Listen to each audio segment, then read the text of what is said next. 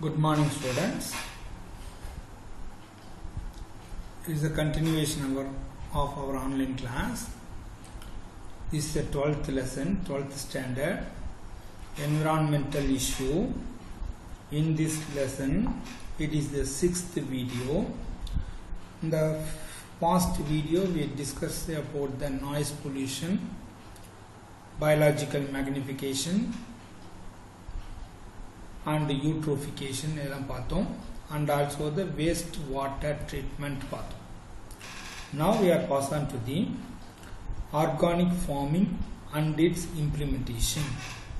இயற்கை வேளாண்மை அப்படின்னு சொல்றோம். இயற்கை வேளாண்மை இது பாரு, இதில் அண்டர்லைன் பண்ணது மட்டும் எழுதினா போதும். That is the definition. It is a method of farming system which primarily aim at cultivating the land and raising the crop in such a way. ஒரு குறிப்பிட்ட முறையில், இயற்கையான முறையில் cultivation of land, cultivating the land and raising the crop in such a way so as to keep the soil alive and good health by the usage of organic waste. இயற்கை உரங்களை பயன்படுத்தி இயற்கையான முறையில் விவசாயம் பார்க்குறது, அதான் இயற்கை வேளாண்மை அப்படின்னு சொல்கிறோம். Okay, cultivating the land and raising the crop in such a way by which we are keeping the soil become alive and also using the organic waste material, crop, animal, farm waste, aquatic waste, etc. and also other biological materials along with the beneficial microbe,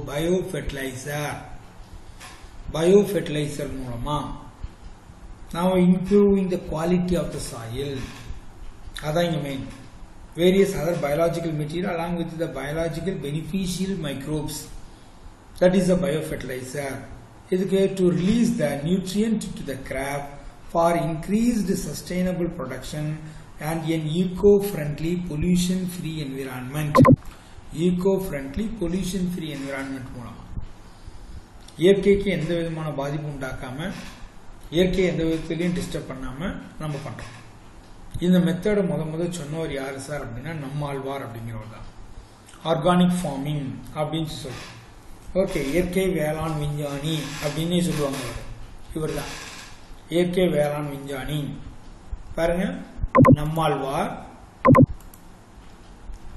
was a supporter and expert of organic farming. இயற்கை வேளாண்மையில இவர் ரொம்ப expert, மிக தீவிரமா பண்ணார். He was an agricultural scientist, environmental activist, celebrated for his work on spreading ecological farming and organic farming. சுற்றுச்சூழல், இயற்கை வேளாண்மை,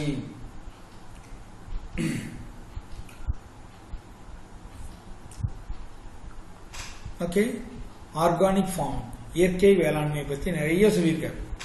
He was against the usage of chemical fertilizer and pesticides. செயற்கையாக தயாரிக்கக்கூடிய உரங்கள், வேதிய உரங்களை பயன்படுத்துவதற்கு மிகுந்த எதிர்ப்பாளராக இருந்தார். He trained hundreds of farmers in natural farming. நிறைய பேர்த்து இந்த இயற்கை வேளாண்மை பக்கம் திருப்பியிருக்காரு. அதுக்காக அவங்களுக்குலாம் ட்ரைனிங் கொடுத்துருக்காரு.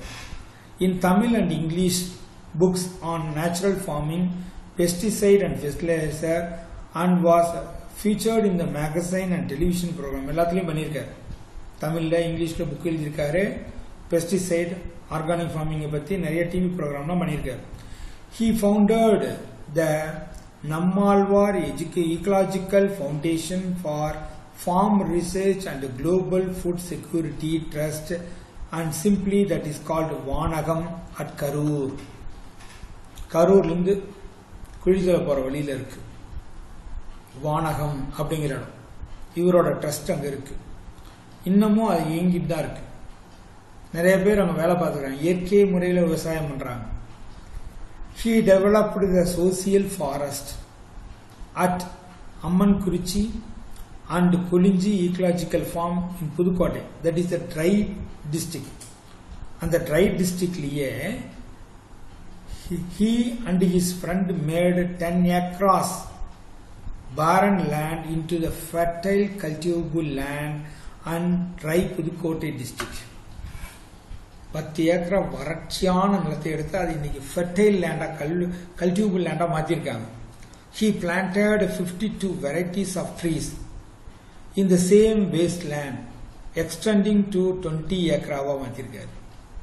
And also his organization Kudumbam preserve and regenerate the hundreds of native flora and fauna.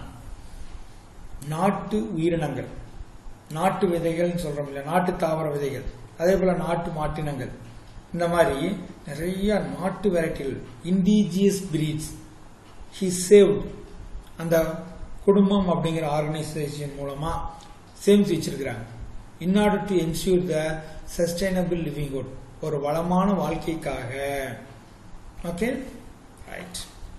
Next one பாருங்க, சாலிட் வேஸ்ட் மேனேஜ்மெண்ட்.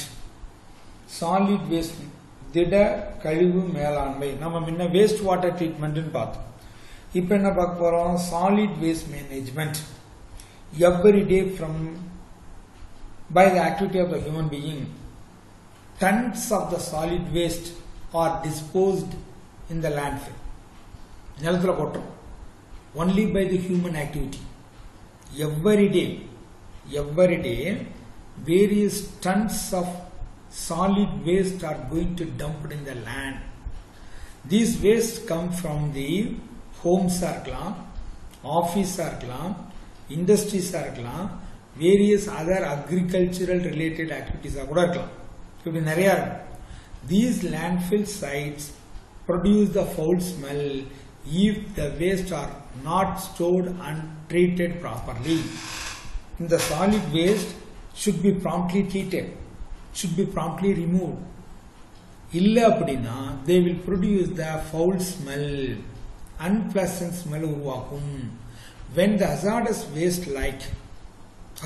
waste மிக தீவிரமான தீங்கி விளைவிக்கக்கூடியது என்னென்ன? Pesticide, batteries containing lead, cadmium, mercury, zinc, cleaning solvent, radioactive materials, e-waste and the plastic are mixed up with the paper or the other scraps or burnt. They produce the gases such as the dioxin. எல்லாம் கொஞ்சிங்க, பூச்சிக்கொல்லி மருந்து, இதெல்லாமே solid waste தான். What are the solid waste இதெல்லாம் சொல்லலாம். Okay, pesticides, battery containing த let, cadmium, mercury, zinc, cleaning solvent, radio active materials, e-waste, plastic material, packaging materials, எல்லாமே. These things are going to be burnt out. While during the burning of these things, they may produce the gas, the toxic gas, like the dioxin. That is the carcinogenic agent. They are highly toxic. The various kind of the gases which are coming out while doing the burning of this material, very particularly the dioxin like the gas, are highly dangerous, highly toxic, and also the carcinogenic agent. These pollutes the surrounding air, groundwater, can seriously affect the health of the human, and also the total environment also become affected.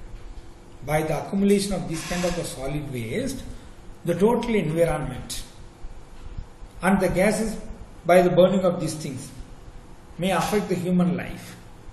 Air pollution, water pollution, land pollution also occur, that will indirectly affect the life of the human being, indirectly affect the entire ecosystem.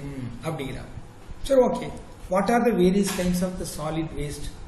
Solid waste in சொல்லியாச்சு. What are the various kinds of the solid waste? Major source of solid waste. These are the various kind of solid waste and their sources. இது அப்படியே ஒரு 5 mark கேட்கலாம். Per waste category, residential waste. From the word we can understand. From where it can be produced? From the homes. Per food waste இருக்கலாம், plastic waste, paper waste, glass, leather, cardboard, metal, yard waste, ashes, tire, batteries, old mattress. இதெல்லாமே various kind of the waste which are coming from house. So that is the residential. Industries in the packaging materials, packaging waste, or the ashes, or the chemicals or the cans or the metal plastic or the metals. இப்படி நிறைய வரும். இதே commercial thin and thick plastic. Food waste. இப்போ food waste எடுத்துக்கிட்டோம்னா பெரிய பெரிய ஹோட்டலில் container மாதிரி வச்சு போட்டு தருவோம். அதெல்லாம் அதே போல் metal, paper, glass, wood, cardboard materials இதெல்லாமும் அப்படியே யூஸ் பண்ணி தூக்கி வச்சிடும். இதெல்லாம் commercial waste. Institutional waste wood, paper, metal, cardboard material, electronic materials. Okay. அதே போல construction and demolition, building construction டெமாலிஷன்ல steel materials, concrete materials, wood waste, plastic waste, rubber waste, wire and the treat and the glass உடஞ்சி போனது இதெல்லாமே. அதே போல் tiles ஓட்டுறோம், உடஞ்சி போன தூக்கி வச்சிருவாங்க. பிளாஸ்டிக் மெட்டீரியல், ஒயரிங் பண்ணும்போது ஏற்படக்கூடிய வேஸ்ட் இதெல்லாமே. அதே போல் அக்ரிகல்ச்சரல் வேஸ்ட் எடுத்துக்கிட்ட பாரு, agricultural waste, spoiled food, pesticide containers, இந்த பெஸ்டிசைட் கொண்டு வர கண்டெய்னரு, அதே போல் அழுகி போன ஃபுட் மெட்டீரியல்ஸு, இறந்து போன செடிகள், பிளான்ட் பார்ட்டு இதெல்லாமே. And biomedical waste, that is very danger. syringes, bandage, used gloves, catheter, urinary bag or the drugs and paper, plastics, food waste from the hospitals, sanitary napkins and the diapers or the used chemicals இதெல்லாமே. These are the biological waste. இது அப்படியே ஒரு 2 mark questions கேட்கலாம். அடுத்தது பாரு, e-waste. Electronic items like the used TV, transistors, tape recorders, computerized cabinets, motherboards, CDs, compact disc, cassettes, mouse, wire and switches, chargers. Usually simple, but they are going to be dumped in the soil. So these are the various kinds of the solid waste. இதில் ஒவ்வொன்றும் 2 mark கேட்பாங்க. கண்ணு பார்த்துங்க. What are the e-waste? What are the biomedical waste? What are the constructional waste? இப்படி டோட்டலாக அப்படியே 5 mark. டோட்டலாக 5 mark. ஒவ்வொன்றும் 2 markல தனித்தனியாக கேட்கலாம். ஒவ்வொன்றும் தனித்தனியாக 2 mark. ரைட். இப்போ சாலிட் வேஸ்ட் மேனேஜ்மெண்ட் இது ரொம்ப முக்கியம். வேஸ்ட் அப்படியே தூக்கி வச்சிட முடியாது. The solid waste management include activities and actions required to manage the waste from its inception to the final disposal. Collect பண்றதுலேருந்து ஃபைனலாக டிஸ்போஸ் ஆகிற வரைக்கும் உண்டான ஒர்க் எல்லாத்தையுமே டோட்டலாக தான் என்ன சொல்கிறோம், சாலிட் வேஸ்ட் மேனேஜ்மெண்ட்னு சொல்கிறோம். This includes the collection, transport, treatment, disposal of waste together with monitoring and the regulation of waste management process. Collection of the waste material, transport of waste material, recycling the waste material or treatment of waste material and the destruction of waste material together with monitoring. என்னது மறுபடியும் waste கலக்காம பார்த்துக்கிறது. Okay, reduce the releasing of solid waste அப்படிங்கிறது. இதெல்லாமே டோட்டலாக தான் என்ன சொல்கிறோம், solid waste management. It is all about how the solid waste can be changed and used as the valuable resource by the recycling of these materials. Once again we can use of that. Right. In Tamil Nadu பார்த்தீங்கன்னா, தமிழ்நாட்டில் Corporation of Chennai Corporation looks after the clearance and management of solid waste in Chennai. Chennai ஃபுல்லாக சுத்தப்படுத்தக்கூடிய வேலை யாருக்குன்னா சென்னை கார்பரேஷனுக்கு தான். Every day about 5,400 metric tons of garbage is collected from the city. குப்பைகளை collect பண்றாங்க. From the total Chennai corporation area, every day nearly 5,400 metric ton of garbages. Door-to-door collection of garbage is done in most zone. Apart from the sweeping, collecting, storing the waste in the specified bins. அங்கங்க குப்பை தொட்டிலாம் வச்சிருக்காங்க. இது இல்லாம door by door ஹவுஸ்ல போய் collect பண்ணிட்டு வராங்க. At present all these garbages are garbage generated in Chennai is dumped into site. இந்த சென்னையில் ஃபுல்லாக கலெக்ட் பண்ணக்கூடிய வேஸ்ட் எல்லாம் உங்களுக்கு ரெண்டே இடத்துல தான் இது பண்ணுறாங்க. Proposal are there for the remediation of the existing landfill or the scientific closure and to have integrated waste processing facilities.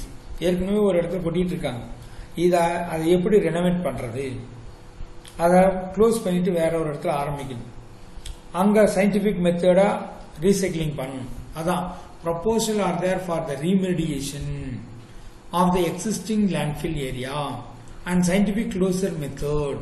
எல்லாமே அப்படி தமிழ்நாடு சென்னையோட குப்பையெல்லாம் கொட்டது ரெண்டு இடம், ஒன்று கொடுங்கையூர், இன்னொன்று பெருங்குடி.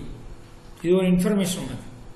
அதே போல பார்த்தீங்கன்னா டாக்டர் சுல்தான் அகமது இஸ்மாயில் அப்படிங்கிறவர், doctor Sultan Ahmed Ismail, an Indian soil biologist and also the ecologist from the Tamil Nadu.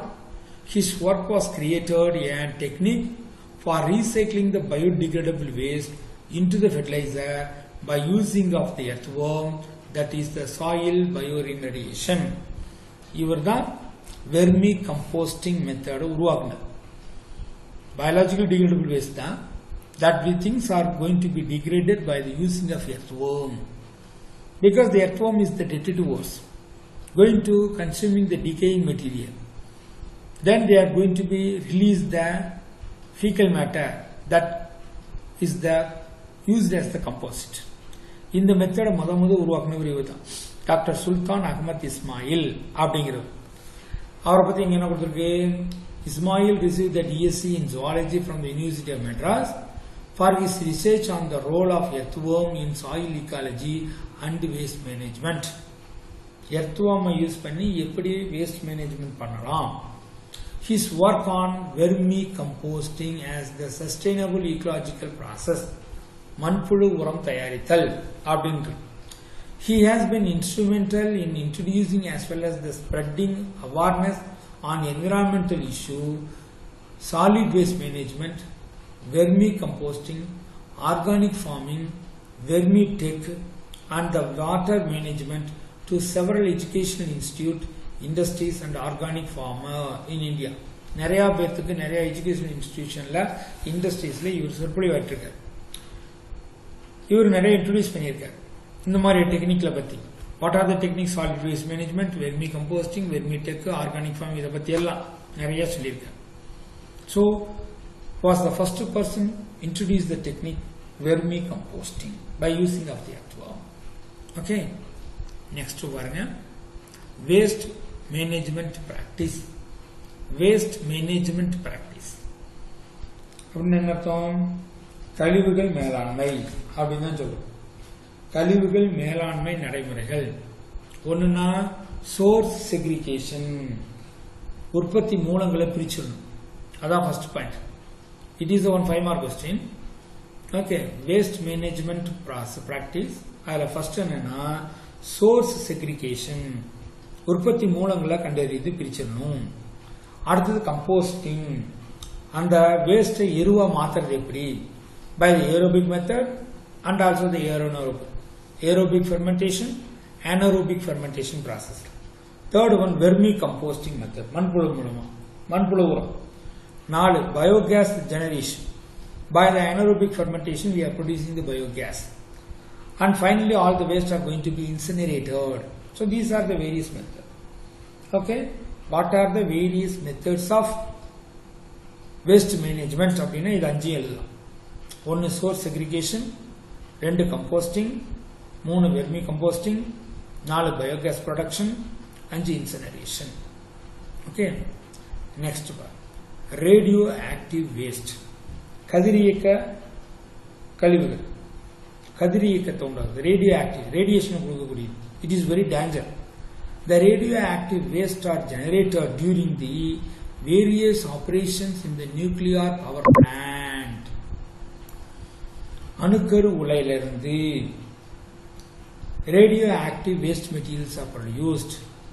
They may be in the form of gas or in the liquid or the solid form. And the level of radioactivity also become different from the radioactive power plant. Nuclear power பிளான்ட்லேருந்து வரக்கூடிய radioactive material maybe in the form of liquid or the gas or in the solid their radioactivity become varied. The waste from the remain radioactive for the few hours to several months or even the thousands of years also.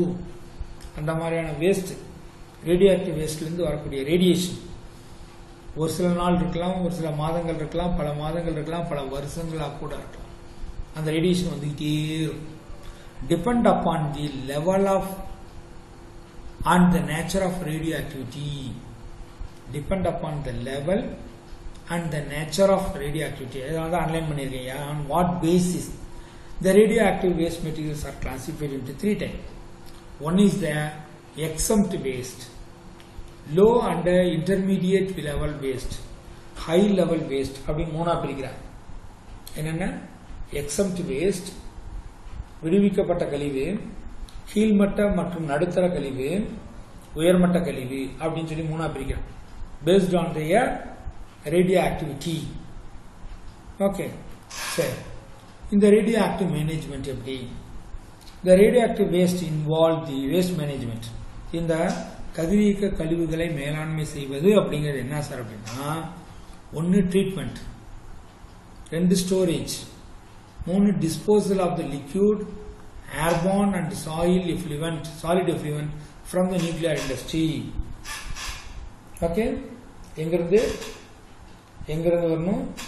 அணுக்கரு தொழிற்சாலைகளிலிருந்து வெளிவரக்கூடிய திரவ கழிவுகள் அல்லது காற்றில் பரவும் கழிவுகள் அல்லது திட கழிவுகளை சுத்திகரிக்கணும், சேமிக்கணும் அல்லது அழிக்கணும்.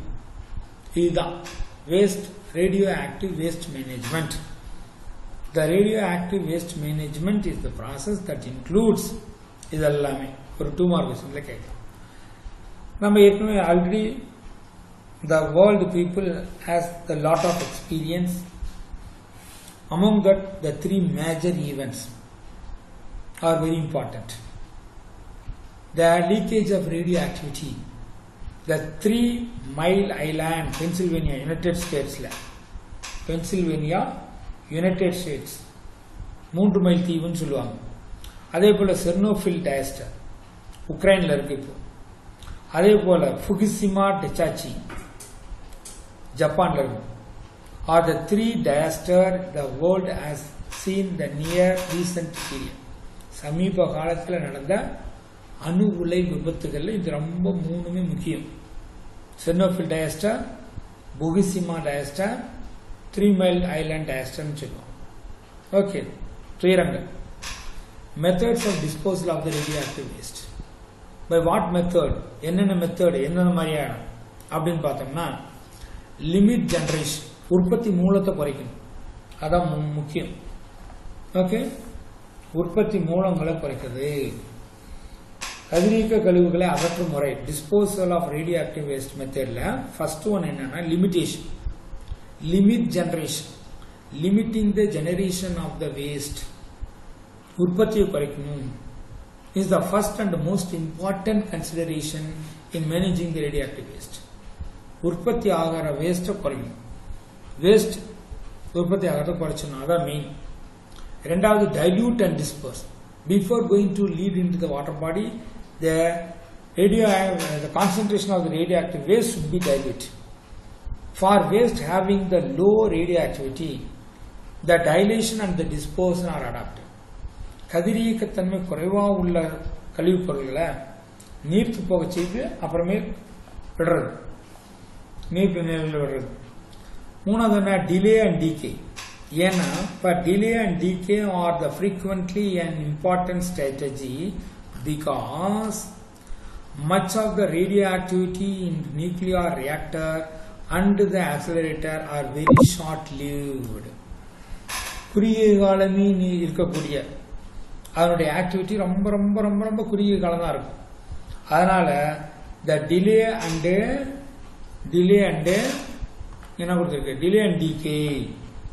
அணு உலை மற்றும் துரிதப்படுத்திகளை பயன்படுத்தக்கூடிய கதிரியக்கங்கள் குறைவான வாழ்நாள் உடையவை. எனவே கழிவுகளை கையாள நல்ல உத்தி, வெயிட் பண்ணலாம், தாமதப்படுத்துதல் அப்படின்னு சொல்லுது. தாமதப்படுத்தி அதனை சிதைவுடைய செய்தல். ஏன்னா சீக்கிரமா அதனுடைய ரேடியேஷன் குறைஞ்சிடும். ஏன்னா they are the short lived one அப்படின்னு சொல்லியிருக்காங்க. அடுத்த மெத்தட் என்னன்னா கான்சென்ட்ரேட் அண்ட் கன்ஃபைன் ப்ராசஸ். அதாவது அதிக வாழ்நாள் அதிக கதிரியக்கத்தன்மை கொண்ட waste. Concentrating and containing is the objective of treatment activities for longer lived radioactivity. அதிக நாள் கதிரியக்கத்தை வெளிவிடக்கூடிய கழிவுகளை கையாள்வதற்கு இந்த முறை பெஸ்ட். அதிக அளவுள்ள கதிரியக்கத்தை சுத்திகரிக்க பயன்படும் முறை இது. என்ன பண்ணுவாங்கன்னா the waste are contained in corrosion resistant container and transported to the disposal site. அரிப்பினை தாங்கக்கூடிய கொள்கலன்ல வச்சு இந்த வேஸ்ட் எல்லாம் கொண்டு போய் போயிச்சிடும்.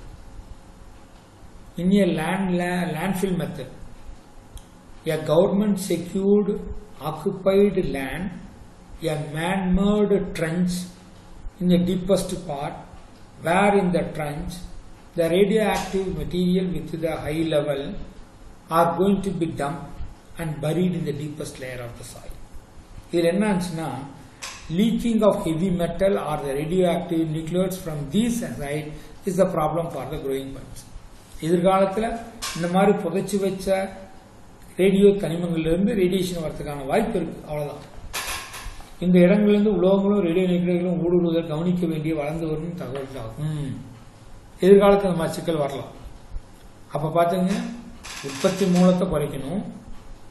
The production of the radioactive waste will be reduced, or if it is a low radioactivity உள்ள material அதை dilute பண்ணணும். இல்ல most of the radionuclides are used in the nuclear power station or the short-lived one. அதனால we can wait, delay and decompose. அடுத்தது highly concentrated waste இருந்தா highly concentrated waste, radioactive waste should be dumped in the deepest layer of the earth, which placed in the corrosion-free resistant container. கொள்ற வச்சு விட்டுறது. Okay. So இதெல்லாமே disposal method. Control என்ன sir? இந்த disposal method மட்டுமே ஒவ்வொன்றும் தனித்தனியாக 2 மார்க்ல கேட்கலாம். நல்லா பார்த்துங்க. எந்தெந்த மெத்தட் ரேடியோ ஆக்டிவ் வேஸ்ட்டுக்கு என்னென்ன மாதிரி. ஏன்னா not all the radioactive waste are in the same. their daily activity become different சொல்லியிருக்கோம். So based on the radioactivity of the waste, the disposal method also become different. அடுத்தது பார்த்தீங்கன்னா control measures. The control measures are very important. 3 ways of employed to manage the nuclear waste. இந்த அணு கழிவுகளை கையாள்வதற்கு 3 முறை. ஒன்னுன்னா spent fuel pool அப்படின்னு சொல்லுது. spent fuel pool அதாவது பயன்படுத்தப்பட்ட எரிபொருள் கழிவு தொட்டி அப்படின்னு சொல்றோம். The spent fuel pool discharged from reactor is temporarily stored in the reactor pool. பயன்படுத்தப்பட்ட எரிபொருள்களை வினைகலந்து வெளியேற்றி தற்காலிகமாக வினை தொட்டிகளில் சேமிக்கப்படுகிறது. The spent fuel rod are used in stored cooling pond. நல்லா கொஞ்சம் the spent fuel discharged from the reactor அணு உலையிலிருந்து விடுவிக்கப்பட்ட இந்த கழிவுகள்லாம் ஒரு கண்டெய்னர்ல ஒரு எரிபொருள் வெளியேற்றி ஒரு தொட்டியில வச்சு ஃபில் பண்றது. அதை கூலான பிளேஸ்ல வச்சிருக்கணும். அதான் முக்கியம். The spent fuel discharged from the reactor அணு உலையிலிருந்து வெளியேற்றப்பட்ட இந்த கழிவுகள் எல்லாம் ஒரு குறிப்பிட்ட வினைகலன்ல சேகரிச்சு அதை should be in the cooled pond. அப்படின்னு அர்த்தம் தொட்டியில குளிர்விப்பு தொட்டியில வச்சு பார்க்கும். அதன் மூலமா they protect the surrounding from the radiation and absorb the heat generated during the radioactivity decay. சுற்றுப்புறத்தை ஏன்னா தண்ணியில வச்சிடும், அதனால குளிர்ச்சியாவே இருக்கும். சுற்றுப்புறம் ஹீட் ஆகாது, ரேடியேஷனும் வராம தவிர்க்கலாம். இன்னொன்று வெட்ரிஃபிகேஷன் மெத்தட், உலர் கற்களாக மாற்றுதல். This prevents the reaction or the degradation of the nuclear waste for an intended period of time. ஒரு குறிப்பிட்ட காலத்துக்கு அப்படியே மூடி வச்சிருது. அது வினை புரிதலையும் சிதைவடைதலையும் தடுத்துடும், அப்படியே ட்ரை ஆயிடும். அதான் வெட்ரிஃபிகேஷன் மெத்தட், உலர் கற்களாக மாற்றுதல். This prevents the reaction or the degradation of the nuclear waste. என்னன்னா அப்படியே டம்ப் பண்ணி வச்சிருவோம். அதனால என்ன ஆகும்? The reaction among the reactor எதுவுமே நடக்காது. For a long period of the time அப்படியே வச்சிருக்கோம். இன்னொரு மெத்தட் என்ன? Geological repository. இதான் முக்கியம். ஜியோலாஜிக்கல் ரெப்போசிட்டரி பூமியில் சேமிப்பு கிடங்கு. A man-made deepest trench. A deep geological repository in a nuclear waste repository excavated deep with a stable geological environment. நல்ல நிலையான என்விரான்மெண்ட் இருக்கக்கூடிய a government occupied land la a deepest trench was made into which the waste materials are going to be dumped. It is suited to provide the high level of long-term isolation and containment without the future maintenance. இதனால எந்த ஒரு தேவைப்படாது. டோட்டலாக அப்படி போயிச்சு வச்சுருவாங்க. Okay, நீண்ட கால தனிமைப்படுத்துதல் மற்றும் உள்ளடக்கி வைத்தலுக்கு பொருத்தமான முறை. எதை? ஹெவி ஆக்டிவிட்டி இருக்கக்கூடிய அதிக கதிரியக்கம் வெளியிடக்கூடிய வேஸ்ட் மெட்டீரியல்ஸ் அதை டம்ப் பண்ணி வைக்கிறதுக்கு. In India at Kalpakkam and Tarapur, the wet storage facilities of spent fuel is main mode of storage. நல்லா கொஞ்சிக்கோ. In India Kalpakkam and Tarapur wet storage facility for the spent fuel. ஈர வசதி கொண்ட கழிவு தொட்டியின் மூலம் சேமிப்பதே. அதான் இந்த மெத்தட் சொன்னோம் இல்லையா, இந்த ஃபர்ஸ்ட் மெத்தட். அந்த மெத்தட் தான் இருக்கு கல்பாக்கத்திலையும் தாராப்பூர்லையும் இருக்கக்கூடிய அட்டாமிக் பவர் ஸ்டேஷன்ல. இது ஒரு 1 மார்க் கொஸ்டின்ல கேட்கலாம். இதை பார்த்து அடுத்தது medical waste. The waste which are generated from the hospitals or the laboratories or the medical research center or the paramedical companies or the veterinary clinics, இதெல்லாமே மெடிக்கல் வேஸ்ட்னு சொல்றோம். Okay, any kind of the waste which are containing the infectious pathogenic microorganism generated from the hospital or the biomedical laboratories or the medical research center or the paramedical laboratories or the veterinary clinic, அங்கிருந்து வரது எல்லாமே டோட்டலா என்ன சொல்றோம்னா biomedical waste. அப்போ what are the biomedical waste? Biomedical waste that includes body fluids like the blood அல்லது urine அல்லது body parts of other contaminant body parts, surgically removed body parts, other contaminant, cultural tissues. இப்போ லெபார்ட்டரிலாம் பார்த்தீங்கன்னா urinary culture எடுப்பான், sperm culture எடுப்பான், இந்த மாதிரி எல்லாமே cultural dishes, glass wares, usable glass wares, bandages, usable gloves, discharged needles or the scalps or the swabs, tissues எல்லாமே பயன்படுத்தப்பட்ட மெடிக்கல் உபகரணங்கள் எல்லாம். So all these things are the highly pathological in nature. These are called as the biomedical waste. அப்போ the disposal of the biomedical waste is very very important. Disposal of the biomedical waste. The safe and sustainable management of biomedical waste is the social and legal responsibility of people. மிக பாதுகாப்பாக, ஏன்னா விட்டோம்னா these things are going to be spread and may cause the various kinds of the death இல்லையா. அதனால because highly pathological, இப்போ corona பேர் அந்த மாதிரி தானே. அதனால safe and sustainable disposal, management and disposal of this biomedical waste is the social and legal responsibility of the people working in that ways. அங்க work பண்றவங்களுடைய கடமை அது. என்ன பண்ணணும்? biomedical waste should be incinerated. எரிச்சிடணும். By the way, we can prevent the spreading of diseases. In this, so many methods are there. என்னென்ன பாரு, incineration அல்லது chemical disinfection, chemical மூலமா, அல்லது ஆட்டோகிளேவிங் ஹீட் பண்றது மூலமா, அல்லது என்கேப்சுலேஷன் கவர் பண்றது மூலமா, அல்லது மைக்ரோவேவ் இர்ரேடியேஷன். இப்படி மைக்ரோவேவ் இர்ரேடியேஷன், ஓகே, கதிர்வீச்சுகளுக்கு உள்ளாக்குதல். ஒன்னு எரிச்சறது, அல்லது வேதியியல் தொற்று நீக்கம் வேதியியல் முறையில, அல்லது ஆட்டோகிளேவ் ஆவி முறை, அதாவது ஹீட் பண்றது மூலமா, அல்லது உரை பொதியாக்கம் அப்படின்னு சொல்றது, அப்படி கவர் பண்ணிடுறது, அல்லது ரேடியேஷன் கொடுக்கிறது மூலமா. These are the various methods by which the biomedical waste are disposed. So இது முக்கியமான ஒரு 2 mark questions கேட்பாங்க. இது இல்லாம ஃபைனலா என்ன பண்ணணும்னா including the landfill and the burying as per the norms. நிலத்துல புதைச்சிறது இது இல்லாம ஓகே, நிலத்துல புதைச்சிறது அல்லது மூடிடுறது இதுதான். இதெல்லாமே various methods of disposal of the biomedical waste. So இது ஒரு 2 மார்க் கொஸ்டின்ஸ்ல கேட்பாங்க. நெக்ஸ்ட் ஒன் என்ன, நெக்ஸ்ட் ஒன்னு நல்லா பாரு, இ வேஸ்ட், எலக்ட்ரானிக் வேஸ்ட் அப்படின்னு சொல்றது.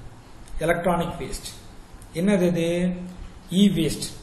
Electronic waste or the e-waste describe the discarded electrical material devices as well as the refuse created by the discarded electronic device and the component and the substances involved in their manufacture. Electronic materials use பண்றது மட்டும் இல்லாம அது manufacture போது வரக்கூடிய கழிவுகள் after the usage of the electronic material they are dumped as the waste. அதை பிரிச்சு எடுக்கும் போது பார்ட்ஸ் மாற்றும் போது இப்படிலாம் வரக்கூடிய electronic waste. their disposal in the growing problem because the electronic equipments frequently contain the hazardous substances.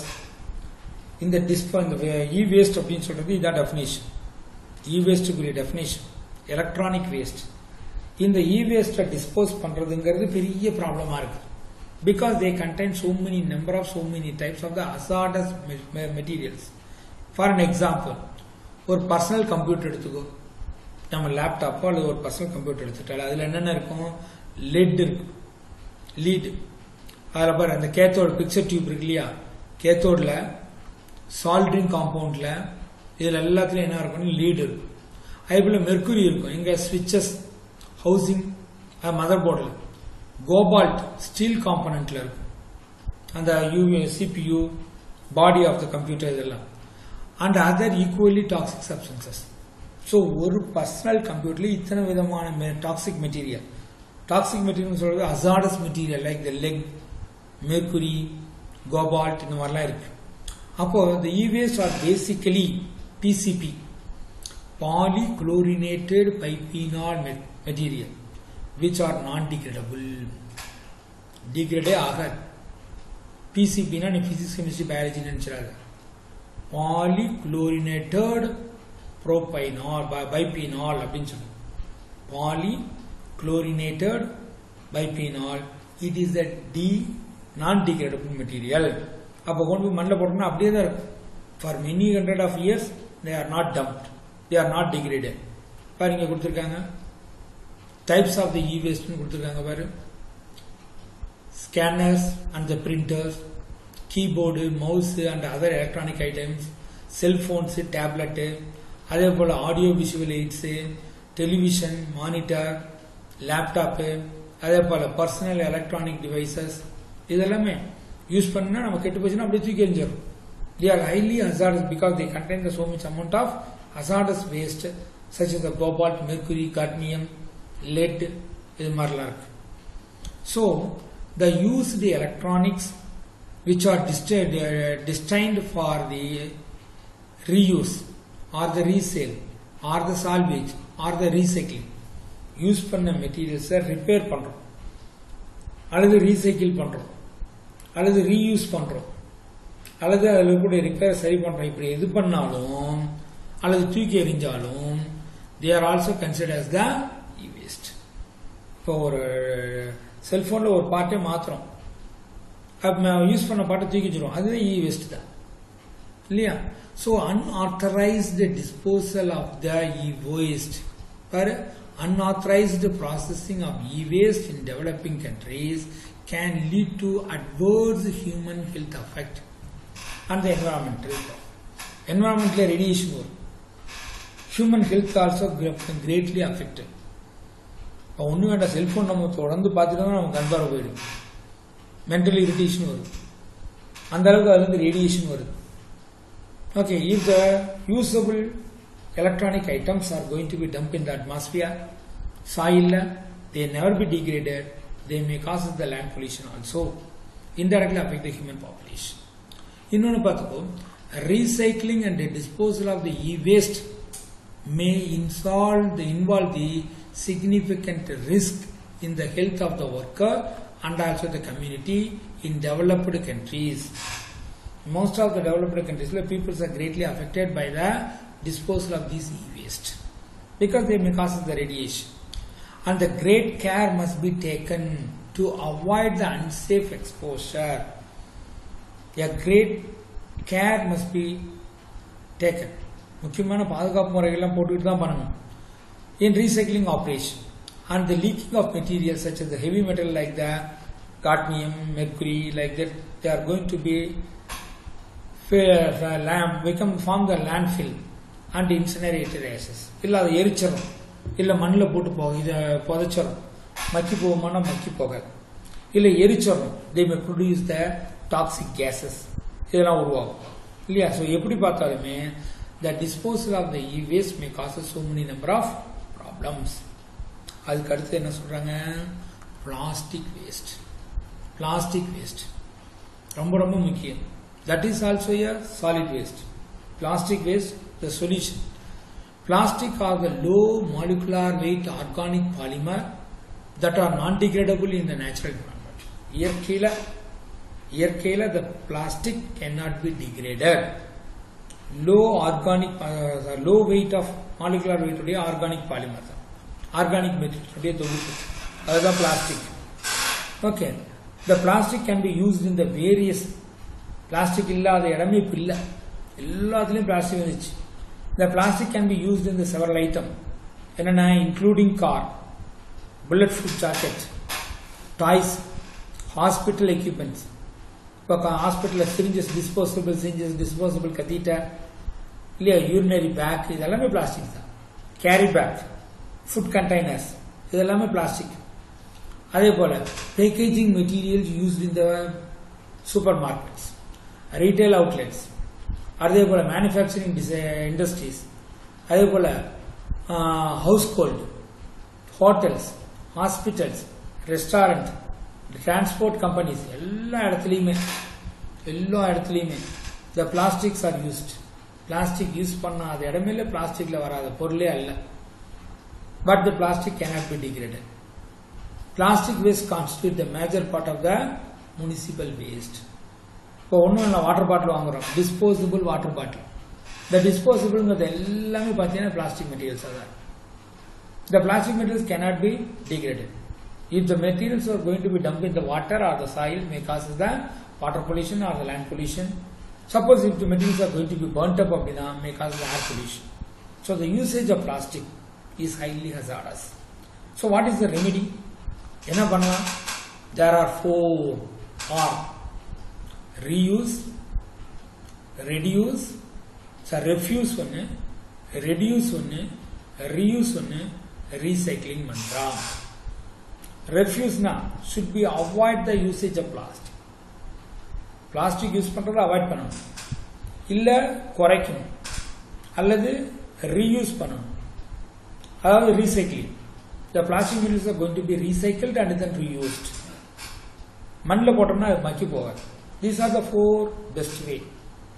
இல்ல the Tamil Nadu government successfully implemented the ban of single usage of plastic. ஒரு முறை பயன்படுத்தக்கூடிய plastic. Okay, அதெல்லாம் இப்போ pan பண்ணியிருக்காங்க. இப்போ இந்த carry பேக்லாம் வருது பற்றி, அதெல்லாம் பேன் பண்ணியிருக்காங்க.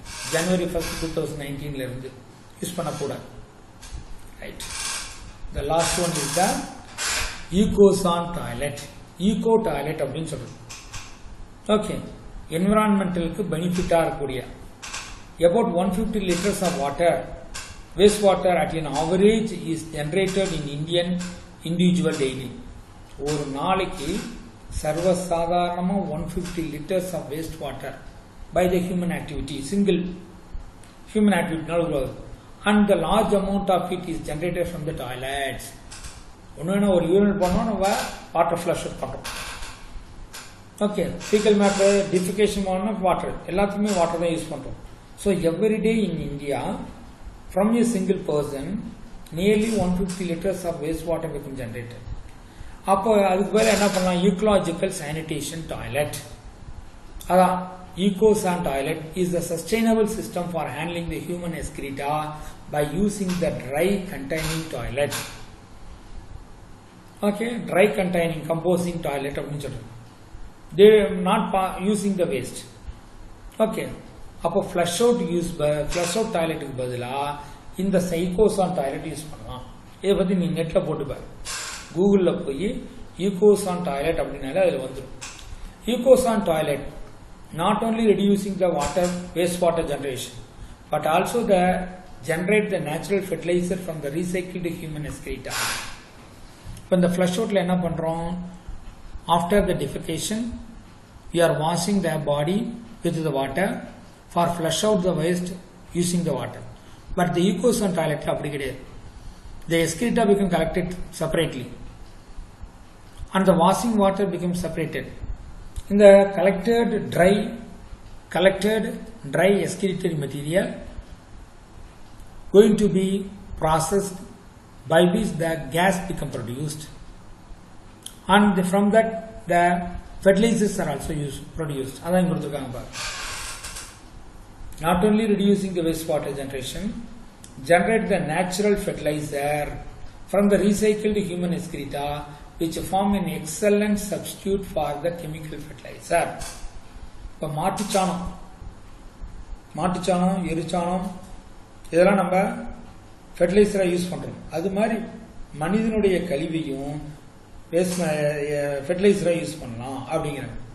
This method is based on the principles of recovery and recycling of the nutrients from the excreta. The excretory material, the fecal matter contains some amount of the biomolecules. அதை மறுபடியும் நம்ம reuse பண்ணுறோம் அப்படிங்கிறாங்க. This method of using sanitation, ecological toilet is very common in India and also the Sri Lanka. அதான் கொடுத்துருக்காங்க. Ecosan toilet are being used in several parts of the India and Sri Lanka அப்படின்றாங்க. So பார்த்தீங்கன்னா the 12th lesson is over. 12th lesson over ஆயிடுச்சு. So நமக்கு இன்னும் 2 lesson தான் balance இருக்கு. ஒன்று 9th லெசன், இன்னொன்று 5th லெசன். ஓகேவா? மீதி லெசன் எல்லாம் முடிச்சாச்சு. ஸோ கேர்ஃபுல்லாக கோத்ரூ பண்ணுங்க. இந்த பாயிண்ட் அன்லைன் பண்ண பாயிண்ட்ல, ஹைலைட் பண்ண பாயிண்ட்ல கேர்ஃபுல்லாக பாருங்க. Okay, good bye.